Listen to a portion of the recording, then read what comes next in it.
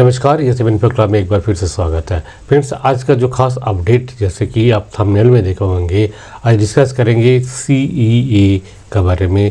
आपका जो बच्चों का एजुकेशन के लिए जो पैसा मिलता है एक सर्विसमैन को, वो कैसे अप्लाई करेंगे, कब अप्लाई करेंगे, क्या एलिजिबिलिटी क्राइटेरिया है, कितना पैसा आपको मिलेगा, ये सारी चीज़ें आप जानेंगे। आप अगर रीएम्प्लॉयड है तो क्या आपका डीआर कटने वाला है, इस पर जो अपडेट्स है वो आज का इस वीडियो में बात करेंगे। लेटेस्ट डिफेंस का जो अपडेट्स है, डिफेंस रिलेटेड जो न्यूज़ अपडेट्स है, इस बारे में बात करेंगे। और भी बहुत सारी चीज़ें हैं, एक एक करके देख लेते हैं। सीधे चलते हैं कंप्यूटर स्क्रीन में और देख सकते हैं आप कि स्पर्श डाटा अपडेट के बारे में बात करेंगे, ठीक है। और CA for retired soldiers, DR on pension latest in defence of India, तो ये सभी चीज़ें एक एक करके हम देख लेते हैं। जैसे कि आप देख सकते हैं कि स्पर्श का जो डाटा है, आपका स्पर्श का डाटा अपडेट करने के लिए आपको क्या करना है।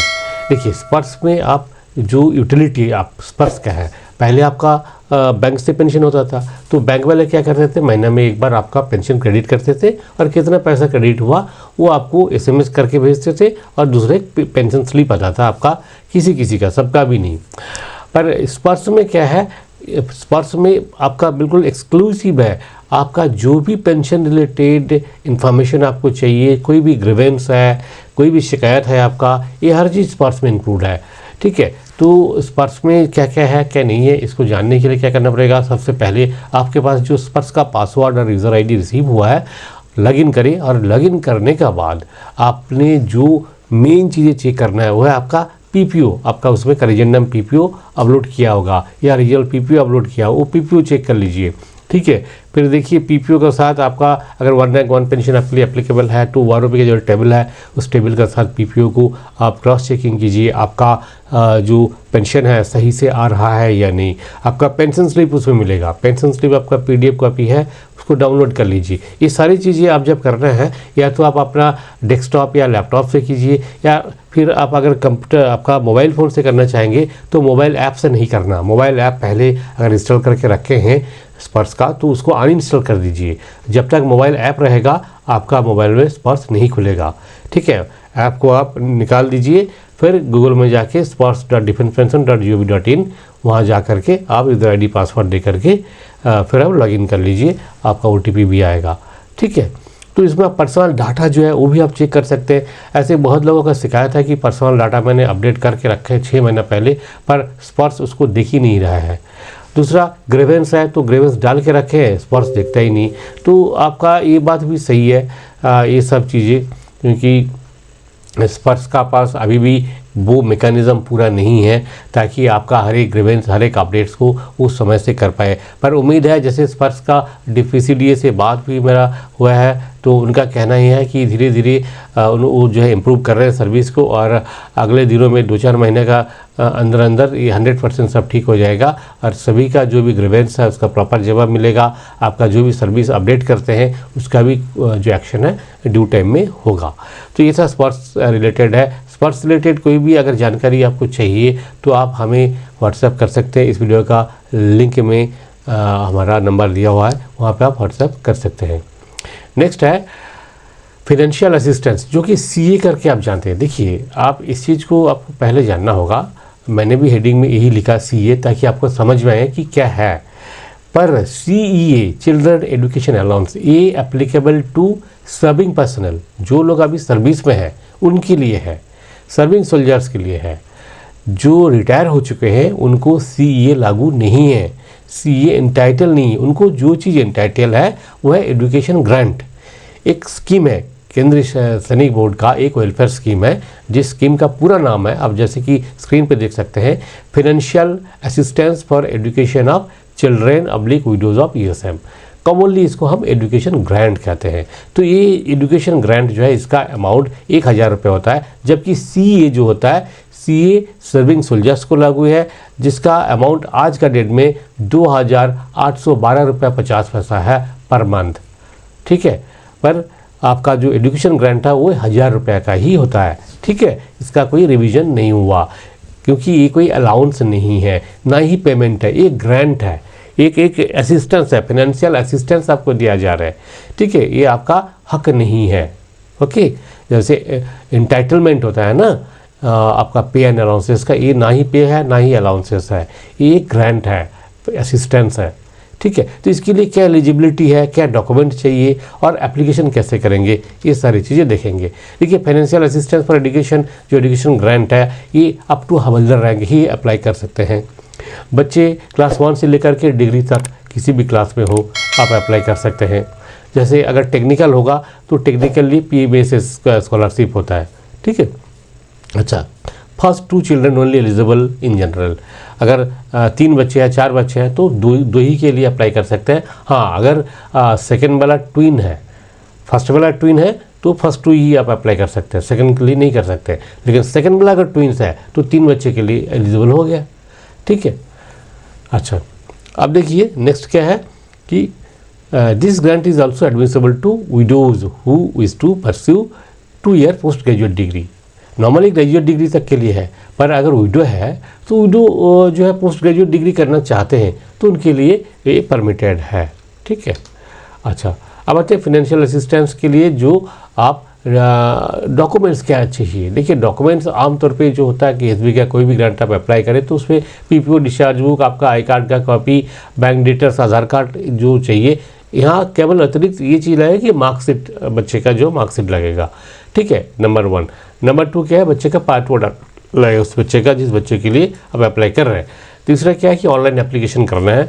अभी इस समय आज का डेट में ऑनलाइन एप्लीकेशन जो है अभी एक्टिव नहीं है। जब आप KSB में रजिस्ट्रेशन करेंगे, ठीक है, KSB में जब आप रजिस्ट्रेशन करेंगे तो उसमें न्यू एप्लीकेशन में जब क्लिक करेंगे तो उसमें एक लिस्ट आता है, उस लिस्ट में इस समय जो है नहीं हो पाएगा, आपको अप्लाई करना होगा। तो जो है जब बच्चे का न्यू क्लास में जाते हैं उसके बाद ही ओपन होता है, तो उसके बाद अप टू सितंबर 30 सितंबर तक अप्लाई कर सकते हैं, ठीक है। 10th और 12th के लिए 30 अक्टूबर तक है और ग्रेजुएशन डिग्री के लिए नवंबर तक है।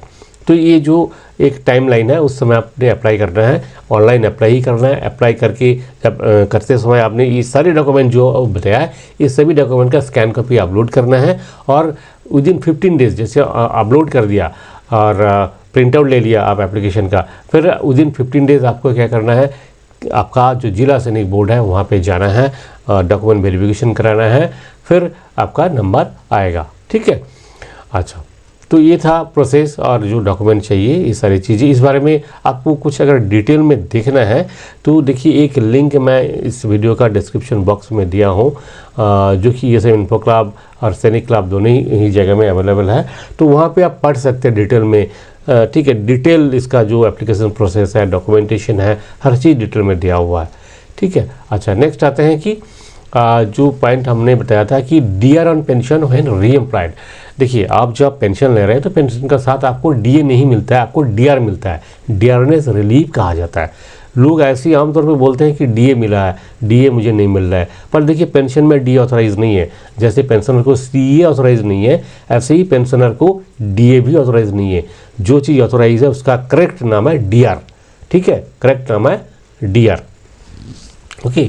तो देखिए ये जो मैं ये चीज़ इसलिए आपको बताना चाहता हूँ कि ये जो करेक्ट थिंग्स, आप जब तक करेक्ट चीज़ों को ठीक से जानेंगे नहीं, बोलेंगे नहीं, तो लोग आपको क्या समझेगा आप खुद ही समझ सकते हैं, है ना। अपने आप का जो डिग्निटी है उसमें डाउन होता है। इसलिए जिस चीज़ का जो नाम है, ठीक है, गुलाब को गुलाब ही कहेंगे ना, गुलाब को आप रजनीगंधा नहीं कह सकते, ठीक है, तो गलत हो जाएगा, लोग भी समझेंगे ये बुद्धू है ना। तो इसलिए जिस चीज़ का जो नाम है, जो टर्म है, वो यूज़ करना चाहिए, ओके।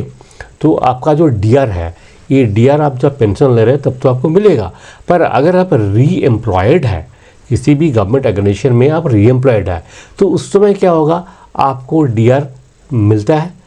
इसका कुछ रूल्स एंड रेगुलेशन है। क्या रूल्स एंड रेगुलेशन है कि अगर आपने रीएम्प्लॉयड है आप और स्पर्श में अभी आपको वहाँ पे डालना पड़ता है आप रीएम्प्लॉयड है या नहीं। कुछ लोग जैसे रीएम्प्लॉयड में यस कर दिया तो देखा उनका फट से DR कट हो गया, जबकि देखिए ये 2008 का जो आर्म फोर्सेस का पेंशन रेगुलेशन है, इसमें बिल्कुल क्लियरली दिया हुआ है कि JCOs वर्ग का DR जो है डिडक्ट नहीं होगा, ठीक है, डीआर डिडक्ट नहीं होगा। हाँ, पर इसके लिए एक प्रोविज़न ये रखा हुआ है, जैसे कि आपको मैं दिखा सकता हूँ, यहाँ पे रेगुलेशन 12 में है, तो इसमें ये कहा गया कि ये जो कुछ कंडीशन है, इस कंडीशन में डीआर कट नहीं होगा, अदरवाइज रीएम्प्लॉयमेंट होने पर जीसीओ वर्क का भी डीआर कट हो जाएगा। क्या कंडीशन है? फर्स्ट कंडीशन है the entire amount of pension sanctioned by the central government was ignored in the fixation of pay on reemployment, that is no part of pension was taken into account in such fixation of pay. जब पे fixation हो रहा है उसमें pension का कोई consideration नहीं है, पेंशन को बिल्कुल अकाउंट फॉर ही नहीं किया गया। दूसरा, the pay of reemployed pensioner was fixed at the minimum of the pay scale of the post in which he has been reemployed after discharge from arm forces. आपका pay जो है minimum में fixation हुआ है। अब देखिए, minimum का भी डेफिनेशन कुछ ऐसे है कि अगर आपका पे एडवांस इंक्रीमेंट दे के फिक्सेशन किया गया तो पे has been fixed at minimum ही माना जाएगा। हाँ, पे प्रोटेक्शन जिनको मिलता है, जितना पे आपको आर्म फोर्सेज में मिल रहा था वही पे वहाँ जाके शुरू हुआ, जैसे कि अफसर्स का होता है, तो इस केस में आपको आपका जो डीआर है डिडक्ट हो जाएगा। इसलिए कमीशन ऑफिसर्स का डीआर ऑन रीएम्प्लॉयमेंट नहीं मिलता है, डिडक्ट हो जाता है, पर जेसीओ वार का डिडक्ट नहीं होगा क्योंकि जेसीओ वार के लिए पे प्रोटेक्शन है ही नहीं। ठीक है। हाँ, अब क्या है कि आप अगर स्पर्श पोर्टल में आपने रीएम्प्लॉयड में यस कर दिया और आपको एक डॉक्यूमेंट अपलोड करना होता है कि आपका जो पे फिक्सेशन हुआ है, पे फिक्सेशन में आपका पे प्रोटेक्शन नहीं मिला है, लास्ट पे ड्रॉन नहीं है, आपका पे फिक्स हुआ है मिनिमम में। ठीक है, तो ये एक सर्टिफिकेट देना होता है, एम्प्लॉयर सर्टिफिकेट कहते हैं। ठीक है, वो सर्टिफिकेट अगर आप नहीं देंगे और स्पर्श पोर्टल में जब आप रीएम्प्लॉयमेंट स्टेटस में यस कर देंगे तो आपका डीआर कट होने का संभावना है। ठीक है, ये रेगुलेशन 12D का तहत कट सकता है। ठीक है, तो इसको आप कंफर्म करें और इसका जो प्रोफार्मा है बहुत पहले मैंने पब्लिश किया था, फिर से अभी आपका सैनिक क्लब और ESM इन्फो क्लब दोनों ही जगह में मिल जाएगा, आप ज़रा देख लीजिएगा। इसमें मैं इसका लिंक दे दूंगा डिस्क्रिप्शन बॉक्स में। ठीक है, नेक्स्ट है 8CPC का अपडेट। देखिए, 8CPC का जो अपडेट है ये काफ़ी दिनों से लोग इंतज़ार कर रहे हैं, कम से कम 1 साल हो गया इंतज़ार कर रहे हैं 8CPC फॉर्मेशन कब होगा, कब ये न्यूज़ निकल कर आएगा। पर ऐसे गवर्नमेंट अभी तक कुछ भी कंस्टिट्यूट नहीं किया, 8 पे कमीशन कंस्टिट्यूट नहीं किया आज तक। ठीक है, एज़ पर पे कमीशन का जो प्रीवियस जो आज से पहले जो 7 पे कमीशन और हो गया, 1 2 3 4 5 6 7, तो सभी का जो डेट था उस हिसाब से कि 10 साल के बाद एक पे कमीशन लागू हुआ है, उस हिसाब से 8CPC लागू होने का जो तारीख है 1/1/2026 है और तब तक लागू हो जाना चाहिए। पर अभी तक पे कमीशन ही फर्म नहीं हुआ, पर उम्मीद है अभी एडवांस ज़माना है, AI बहुत अच्छा काम कर रहा है। पहले जो जिस चीज़ को बनाने के लिए 2 साल लगता था अब 2 महीने में बन सकता है, इसलिए अभी भी उम्मीद है कि 1 जनवरी 2026 से ही पे कमीशन 8 पे कमीशन का बेनिफिट मिलेगा। और देखिए, इसके लिए ट्रेड यूनियन भी काफ़ी प्रेशर क्रिएट किया हुआ है गवर्नमेंट के ऊपर, बहुत सारे रिप्रेजेंटेशन गया हुआ है, पर गवर्नमेंट ने जो जवाब दिया हुआ अभी तक कि राज्यसभा में भी एक क्वेश्चन रेज हुआ और वहाँ पे ये बताया गया कि अभी तक गवर्नमेंट ने ऐसी कोई प्रपोजल नहीं रखा है, ऐसे कोई डिसीजन भी नहीं लिया कि 8CPC कब होगा या होगा भी या नहीं। ठीक है, इस बारे में कोई खबर नहीं है। अब नेक्स्ट आते हैं इंडियन डिफेंस अपडेट। देखिए, इंडियन डिफेंस का बहुत सारी चीज़ें हैं जो अपडेट हमें जानना ज़रूरी होता है। इसी तरह का आज 1-2 अपडेट आपके सामने लेके आया हूँ मैं। सबसे पहला जो अपडेट है कि इंडियन आर्मी नेवी एयरफोर्स जो इंडियन डिफेंस आर्म फोर्सेस का जो 26 जनवरी को RD पैरेड होता है दिल्ली में, इस पैरेड को देखने के लिए बहुत लोग कोशिश करते हैं, पर कैसे देखना है, कहाँ टिकट मिलेगा, जो लोग खास करके दिल्ली के आसपास है या दिल्ली में है उनके लिए बहुत अच्छी खबर है। देखिए, आपका इस RD पैरेड में देखने के लिए आपको टिकट खरीदना पड़ेगा। टिकट दे रहे हैं 2 से 11 जनवरी 2025। ठीक है, 2 तारीख से 11 जनवरी तक ही आप टिकट ले सकते हैं। ओके, और टिकट का वैल्यू है RD पैरेड 100 रुपये का है और कुछ कंसेशन क्लास है जिनके लिए 20 रुपये का है, और waiting retreat full dress rehearsal है 20 रुपये का टिकट है उसका, अगर चाहे तो वेटिंग रिट्रीट ओरिजिनल जो है वो 100 रुपीज़ का है। ठीक है, अच्छा, ये टिकट आपको कहाँ मिलेगा? ये टिकट आप ऑनलाइन कर सकते हैं। ऑनलाइन करने के लिए क्या करना पड़ेगा? आमंत्रण करके एक ऐप है, amantran.mod.gov.in, यहाँ जाके आमंत्रण ऐप डाउनलोड कर लीजिए और उस ऐप के तहत आप ये टिकट खरीद सकते हैं। ठीक है। तो सारी डिटेल जो स्क्रीन पे आप देख सकते हैं इसी तरह का है। और काउंटर में भी मिलेगा। काउंटर कहाँ कहाँ है? सेना भवन गेट नंबर 2 में है, शास्त्री भवन में है, गेट नंबर 3 में, जंतर मंतर में है, अच्छा near main gate, Pragati Maidan gate number 1 है, Rajiv Chowk metro station gate number 7 और 8 में है, ठीक है। तो सभी जगह से आप ले सकते हैं, पर आपका आई कार्ड प्रोड्यूस करना पड़ेगा। ओके, तो ये रहा इंडियन डिफेंस अपडेट का एक अपडेट। नेक्स्ट अपडेट है कि इंडियन डिफेंस की तरफ से एक आरडी परेड के लिए आरडी परेड के उपलक्ष्य में एक क्विज पब्लिश किया गया। तो उस क्विज का जो क्वेश्चन है आप देख सकते हैं। फर्स्ट क्वेश्चन ये है कि who was the first foreign head of state invited to witness the republic day parade and when. कि पहला जो गेस्ट है, फॉरेन गेस्ट है आरडी परेड में, आप जानते हैं कि फॉरेन से गेस्ट आते हैं हमारा। तो पहला जो इंडिया का जो आरडी परेड हुआ था, पहला सबसे पहली बार कौन सा कंट्री से गेस्ट आए थे और वो उनका नाम क्या है और कब आए थे? तो इसका जवाब ये है कि इंडोनेशिया से आए थे। प्रेसिडेंट डॉक्टर सुकार्नो 1950 में आए थे, ठीक है। ये क्विज पब्लिश किया गया था पहले। इंडियन डिफेंस अपडेट का एक टेलीग्राम चैनल है, ठीक है। तो वहाँ पे आप सब्सक्राइब कर सकते हैं। तो आप इस तरह का क्विज और बहुत सारे अपडेट्स भी आपको मिलेगा। और सेम थिंग आप हमारा जो टेलीग्राम चैनल है जिसका लिंक इस वीडियो का डिस्क्रिप्शन बॉक्स में है, वहाँ पे भी मिल जाएगा, ठीक है। Which is the senior most regiment of Indian army? आप में से बहुत लोग जानते हैं, ठीक है, गेस कीजिए। देखिए ये है president's bodyguard. President bodyguard senior most regiment होता है इंडियन आर्मी का। नेक्स्ट है when was 61 cavalry the world's only serving active horse cavalry regiment raised?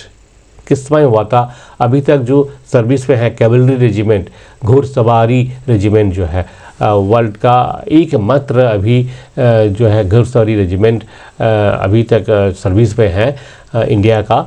तो वो कब रेज हुआ था? वो रेज हुआ था 1953 में और अभी भी सर्विस में है।